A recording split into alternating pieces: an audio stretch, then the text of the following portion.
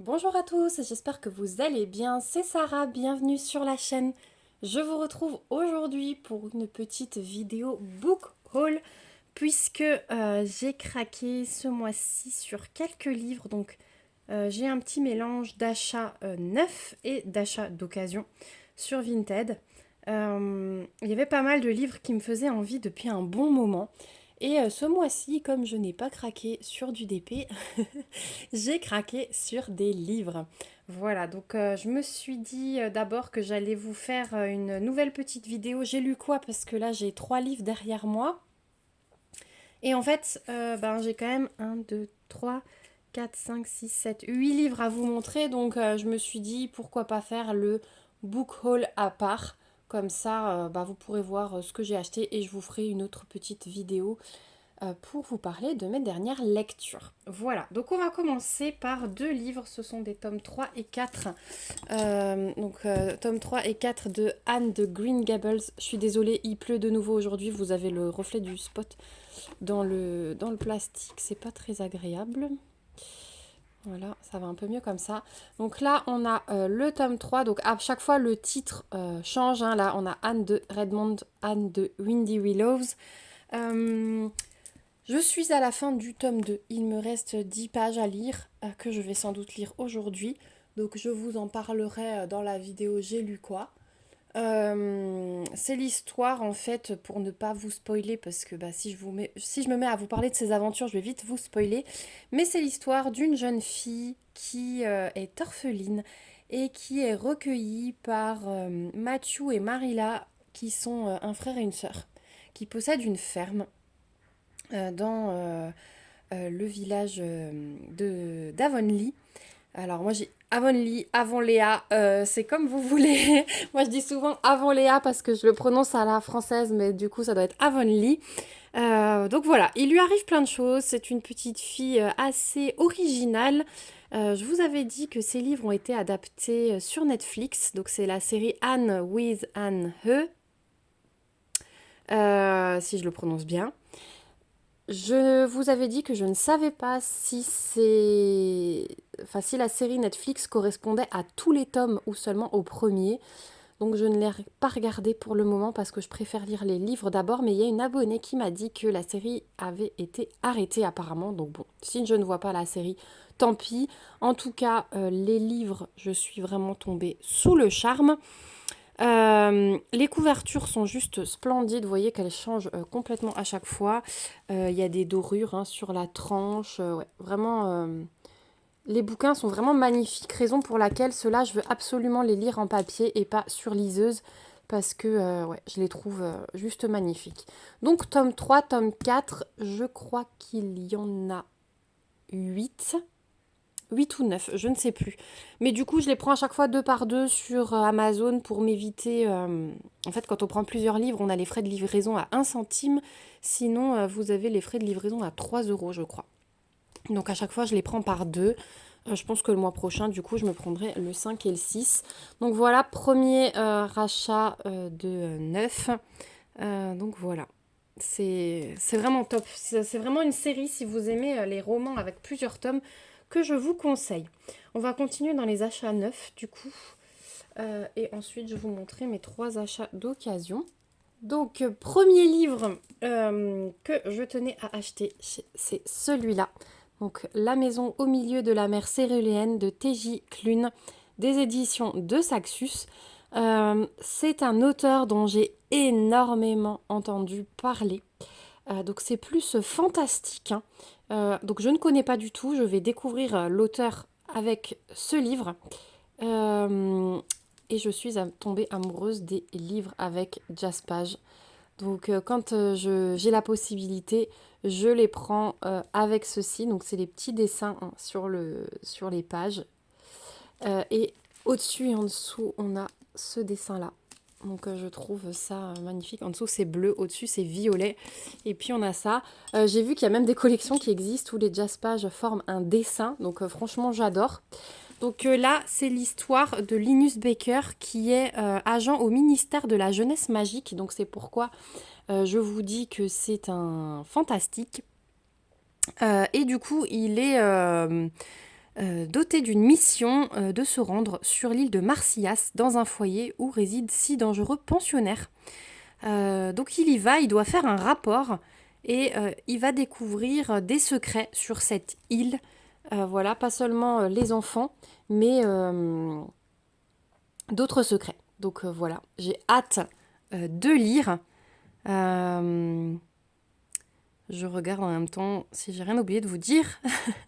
Donc ouais, il doit rédiger un rapport sur cet établissement, euh, puisque son métier c'est de s'assurer du bien-être des enfants dans les orphelinats supervisés par le gouvernement. Donc franchement, j'ai trop hâte. Euh, je vous disais que je suis à la fin du tome 2 de Anne. Je ne sais pas si je vais intercaler une lecture entre le tome 2 et le tome 3. J'ai bien envie de lire quelque chose, mais comme j'avais un autre bouquin en parallèle, je me dis je vais peut-être finir l'autre bouquin d'abord. Mais voilà, celui-là, j'ai trop hâte de le lire, donc je vous en donnerai des nouvelles. Et si ça me plaît, il y a plusieurs livres de cet auteur, donc je pense que je me commanderai les autres. Donc voilà pour celui-là. Ensuite, autre livre dont j'ai beaucoup entendu parler et dont j'avais envie de lire, c'est celui-là, Noblesse oblige de Maïwen Alix, des éditions Slalom. Donc là aussi, magnifique, Jaspage. Voilà, c'est magnifique. Donc dans ce bouquin, la révolution de 1789 n'a pas eu lieu et donc la France est toujours sous monarchie avec le roi Louis XXI. Ouais, c'est ça. Et en fait, la monarchie s'assure en fait le soutien du peuple en organisant des émissions de télé-réalité dans laquelle elles mettent en scène des rencontres entre des roturières, des riches et des riches héritiers pour les marier. Voilà, donc c'est le fond de l'émission de télé-réalité. Et on va suivre Gabrielle, qui fait partie des candidates de la nouvelle émission, qui est secrètement anti-royaliste et qui du coup va en profiter pour s'infiltrer et révéler tous les secrets dérangeants de la monarchie. Voilà, donc ça fait penser un petit peu à Bridgerton, hein, voilà, les saisons avec les mariages arrangés.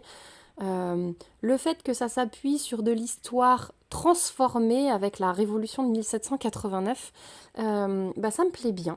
Donc j'ai vraiment hâte de découvrir. Je vous en reparlerai pareil parce que c'est quelque chose, je pense, qui se lit assez bien. Regardez, l'écriture, c'est assez large. Donc ouais, je pense que c'est une lecture assez rapide. Le Jaspage, j'en suis fan, franchement. C'est mon nouveau craquage. Je pense que vous allez en voir quelques-uns. Voilà, donc c'est la seule petite originalité du livre. Vous voyez que les têtes de chapitre sont tout à fait classiques. Mais c'est écrit bien gros, bien grand, comme j'aime. Donc voilà pour la deuxième lecture. Dernier achat de livre neuf. Il s'agit de La maison aux pattes de poulet de Jenna Rose Nettercott aux éditions Albin Michel. Donc là aussi, hein, on est tout à fait dans le fantastique. Donc là, on n'a pas de Jaspage, mais regardez-moi cette couverture. Elle est juste magnifique avec les animaux là tout autour. Voilà, elle est, hop là, elle est super belle. Franchement, j'adore.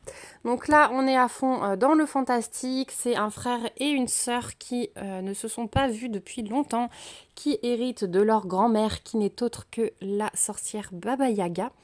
Et en fait, leur héritage, c'est une maison intelligente juchée sur des pattes de poulet. Voilà, donc il y a Ombre Longue, qui est une entité maléfique, dit le résumé, qui ne reculera devant aucun acte de violence pour détruire l'héritage de Baba Yaga. Donc j'ai hâte de découvrir ce qu'il se cache. Donc voilà, je me demande si ce n'est pas son premier livre, je ne sais plus. Je ne sais plus, mais en tout cas, j'en ai entendu que du bien et je voulais le lire. C'est un livre que j'avais trouvé sur Vinted en 2 ou 3 exemplaires, mais à peine ont-ils été postés qu'ils ont été vendus. Donc je me dis que je ne suis pas la seule à vouloir découvrir cette autrice et cette histoire. Donc pareil, je vous en donnerai des nouvelles. Ça va faire partie des lectures 2024, hein, parce que quand j'achète des livres comme ça, j'aime bien les lire tout de suite. Et comme en ce moment, je suis à fond dans les livres papier, je lis un peu moins sur la liseuse, ce sont des livres qui vont passer en priorité. Donc voilà, le résumé n'en dit pas trop, mais il donne bien bien envie. Et cette couverture me donne direct envie d'ouvrir le livre. Ensuite, on va passer aux achats Vinted. Donc, auteur un peu plus classique, il s'agit de Julien Rampin. Donc, c'est un petit lot que j'ai trouvé sur Vinted chez la même vendeuse. Franchement, super avantageux. Je crois que j'en ai eu pour moins de 5 euros les 2 livres. Donc, on a Grandir un peu et le magasin des jouets cassés. Et en fait, c'est celui-ci que on m'avait conseillé. Et en cherchant celui-ci, j'ai trouvé le lot. Donc je me suis dit, bah pourquoi pas, c'est un auteur qui peut me plaire. Donc c'est des livres de poche qui sont en très bon état, comme vous pouvez le constater.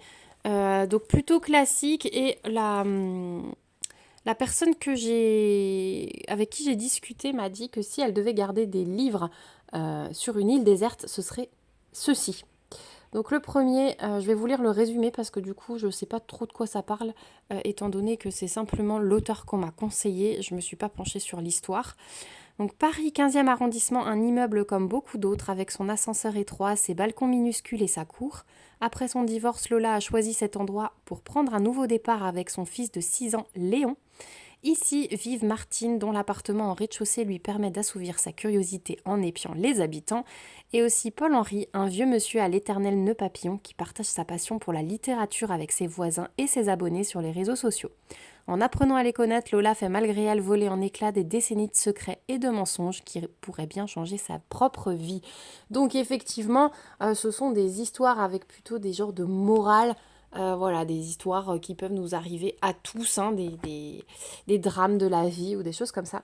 Donc j'ai hâte de découvrir celui-ci. Et Grandir un peu, ça doit être dans la même veine. Une vieille bâtisse en pierre au volet bleu, perchée sur une colline loin de tout. C'est là que Jeanne trouve refuge quand elle décide sur un coup de tête de partir avec sa collection de vinyles sous le bras pour fuir un mari indifférent et une existence qui ne lui ressemble pas. Cette maison est le royaume de Raymonde, une grand-mère fantasque et rebelle à la recherche d'une dame de compagnie, et de Lucas, son petit-fils.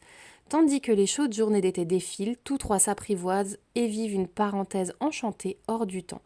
Hélas, le temps, lui, ne s'arrête jamais vraiment et la vie va bientôt les rattraper pour les obliger à grandir un peu. Voilà, donc de jolies histoires sur la vie, sur fond de divorce, séparation, mais ça me fait penser un petit peu au livre de Marc Lévy quand je lis les résumés, donc ce sont des romans que j'adore. Donc voilà, pareil, je vous ferai le résumé dans mes petites vidéos J'ai lu quoi.